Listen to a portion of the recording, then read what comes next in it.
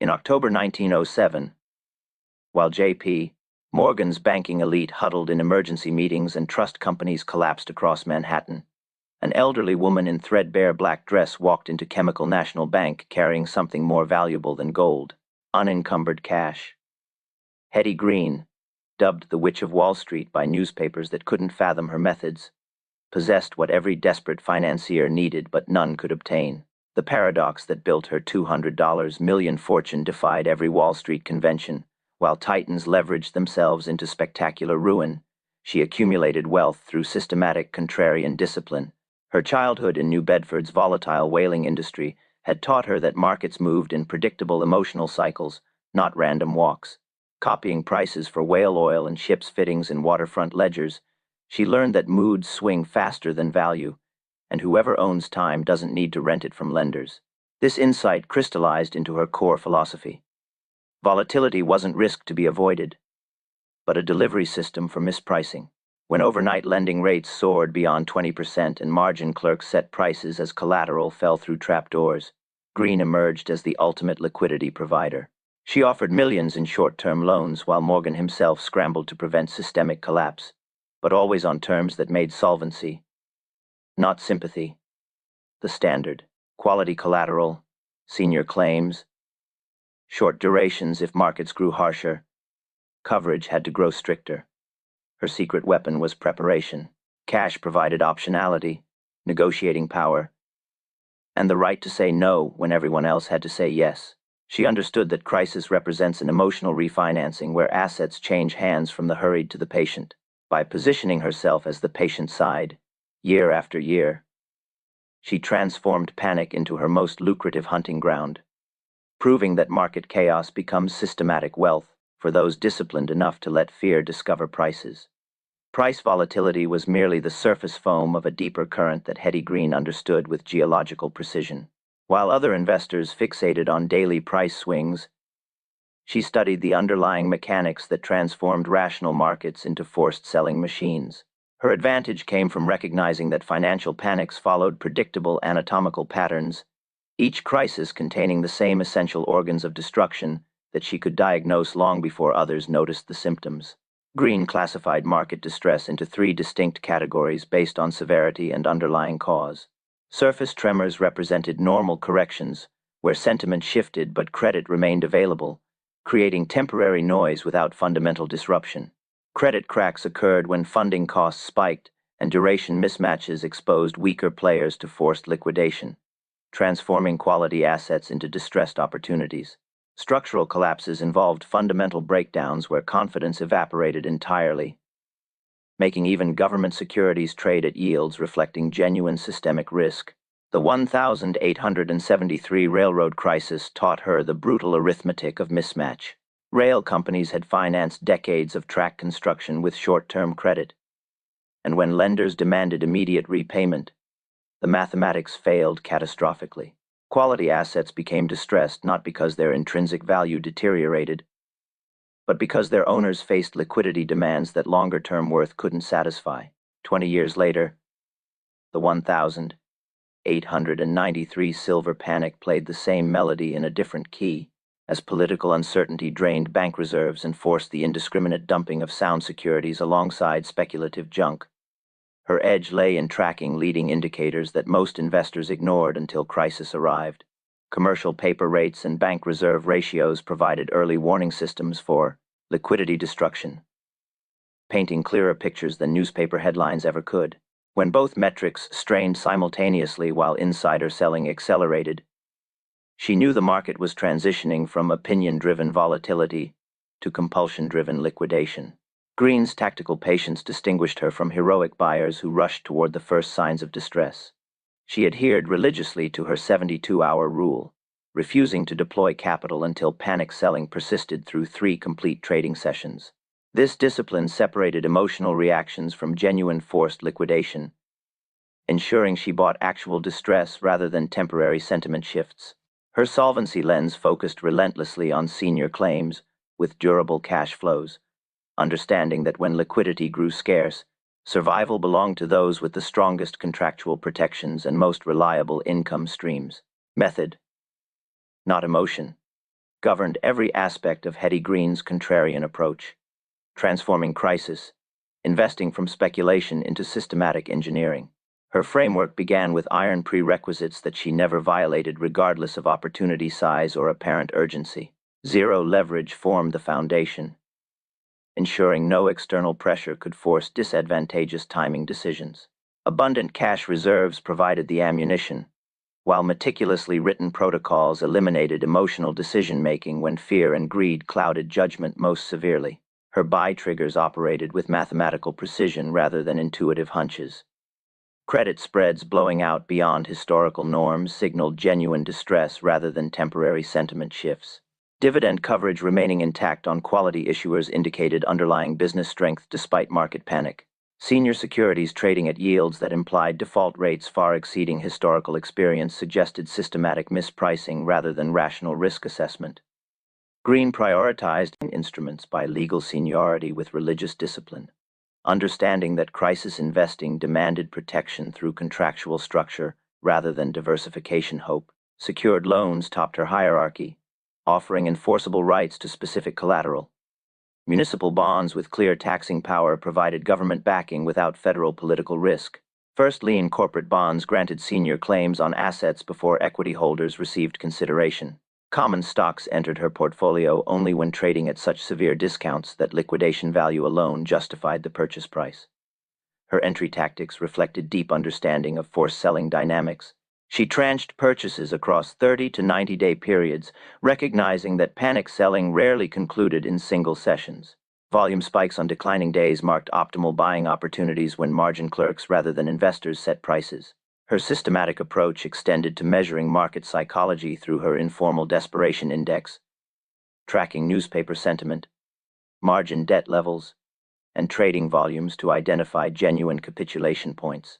Before any major commitment, her 3 confirmations rule demanded convergence of price action, volume analysis, and fundamental deterioration, ensuring multiple independent indicators supported each investment thesis.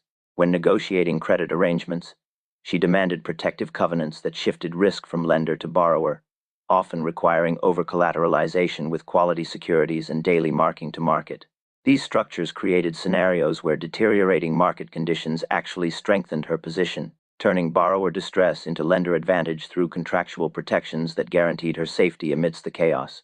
October 1907 compressed decades of financial theory into weeks of brutal reality.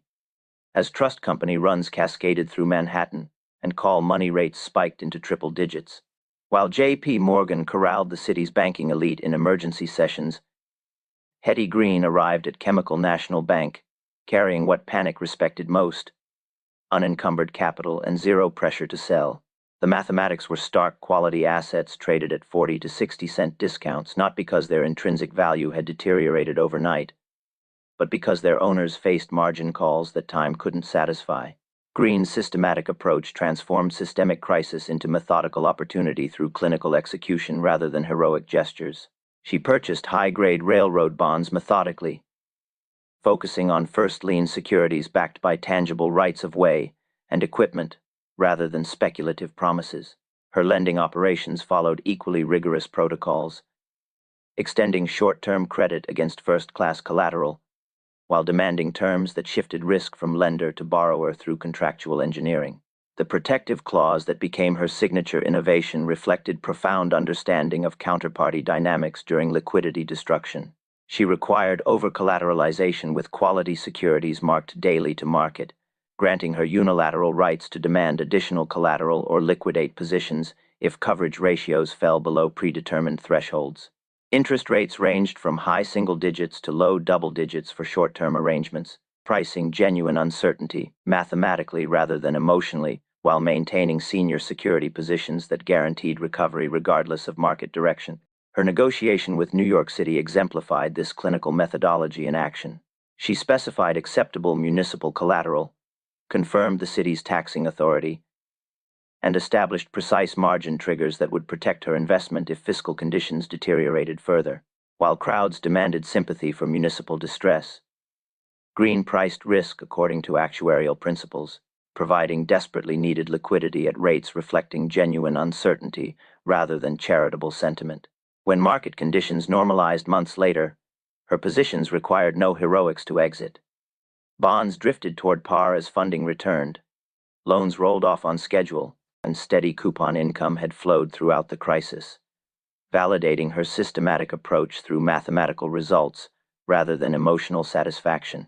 Exit discipline proved far more treacherous than entry courage, requiring Hetty Green to master an almost invisible art while markets celebrated her prescience. The wisdom to sell in sunlight operated through whispers rather than declarations, as she recognized that market tops formed gradually through psychological substitution, rational investors slowly yielding ground to momentum chasers who mistook recent performance for permanent prosperity. Green's euphoria indicators tracked this transformation with scientific precision. Margin debt climbing signaled that credit flowed freely again, removing the forced selling pressure that had created her opportunities. New issue volume indicated investment bankers felt confident enough to peddle fresh paper to increasingly receptive audiences. Most tellingly, speculative activity in questionable ventures suggested that prudent capital was growing scarce as easy money chased increasingly dubious schemes. Her mathematical approach to profit-taking reflected deep understanding of recovery psychology.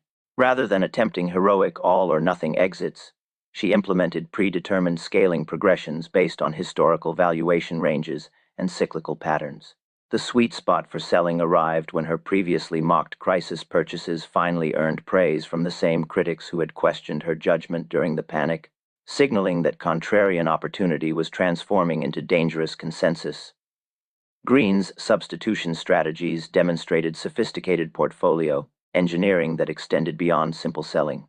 As panic premiums evaporated from high-yield distressed paper, she methodically swapped these positions into safer, shorter duration treasury bills, and commercial paper, effectively aging her portfolio's risk backward as the cycle aged forward.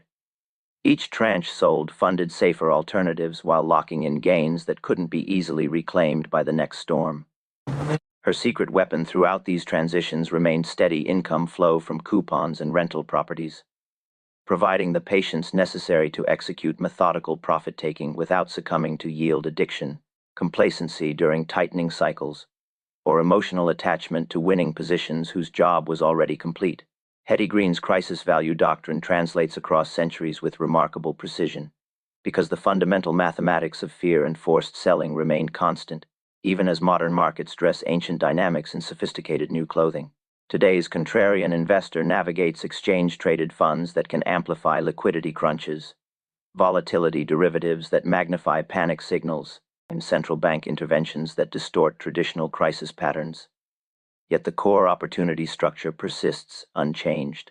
Forced sellers still create systematic mispricing for patient capital, and leverage mathematics still punish the unprepared while rewarding those who carry time. Contemporary preparation mirrors Green's foundational discipline through maintaining genuine cash positions rather than money market substitutes or untapped credit lines that might evaporate precisely when needed most. The modern equivalent of her zero leverage rule means avoiding any financing arrangements that could transform market opportunity into personal emergency, whether through margin debt, leveraged ETFs, or complex derivative strategies that promise amplified returns at the cost of forced timing decisions. Written protocols established during calm periods become essential guides when volatility clouds judgment. Just as Green's systematic checklists prevented emotional decision-making during the heat of crisis, modern panic signals echo historical patterns with technological acceleration but identical psychological roots. Volatility spikes above 40 on the VIX indicate genuine fear rather than routine correction, representing today's equivalent of the soaring overnight rates that marked Green's hunting seasons. Investment-grade credit spreads blowing beyond historical norms suggest liquidity destruction rather than mere sentiment shifts, while quality-preferred stocks trading at significant discounts to par reveal systematic forced selling rather than fundamental deterioration. Exchange-traded fund premiums and discounts to net asset value provide real-time indicators of structural stress. Much like the trust company runs that signaled opportunity during Green's era, the investment hierarchy that guided Green's systematic approach translates directly to contemporary instruments through the same seniority logic that protected her capital. Short-duration investment-grade corporate bonds provide senior claims with defined maturity dates, offering principal protection when credit markets seize. Quality municipal bonds backed by essential services and stable tax bases deliver government-level security without federal political risk, particularly those issued by entities with demonstrated ability to maintain services through economic cycles. Preferred shares of franchise businesses with durable competitive advantages grant senior equity claims with contractual dividend rights, becoming especially attractive when fear drives their prices toward yields that reflect distress rather than business reality. Common stocks enter consideration only when trading at such severe discounts that tangible book value alone justifies the purchase price, maintaining Green's discipline of demanding multiple layers of protection before accepting equity risk. The cause and effect logic that guided her decisions applies directly to contemporary markets through mathematical precision rather than intuitive hunches. When liquidity shocks combine with durable cash flows and seniority discounts, expected value mathematics favor staged entries over heroic timing attempts, just as Green's systematic approach generated superior returns through process rather than prophecy. Modern implementation tactics respect the same timing disciplines that made Green's approach systematic rather than speculative. Scaling entries across 4 to 12-week periods acknowledges that forced selling rarely concludes in single sessions, allowing panic to establish genuine discount prices while fundamentals provide the underlying value proposition. Volume spikes on declining days mark optimal buying opportunities, when margin clerks rather than long-term investors set prices, creating the same forced selling dynamics that Green exploited during railroad panics and banking crises. Contemporary risk controls echo Green's protective structures through defining maximum acceptable drawdowns per portfolio allocation, maintaining substantial post-purchase cash reserves for additional opportunities, and rehearsing exit strategies before deployment becomes necessary. These disciplines prevent the eternal failure modes that destroyed less systematic approaches in Green's era and continue threatening modern investors. Overconcentration disguised as conviction, yield creep toward progressively riskier instruments, and premature cash exhaustion that transforms patient capital into forced participation represent the same temptations that separate successful contrarians from those who mistake temporary success for permanent wisdom. Green's legacy lives in understanding that volatility disguises solvency opportunities for those disciplined enough to let mathematics rather than emotions guide their systematic approach to crisis investing. Modern markets may execute transactions in microseconds and price risk through complex algorithms, but they still require human judgment to separate genuine distress from temporary sentiment and human discipline to maintain the patient capital necessary to profit from others' forced timing. The investor who carries time, honors seniority, and demands protection through contractual structure rather than diversification. Hope can still let volatility perform the essential work of transferring assets from the hurried to the patient, just as Green demonstrated through multiple cycles of crisis and recovery.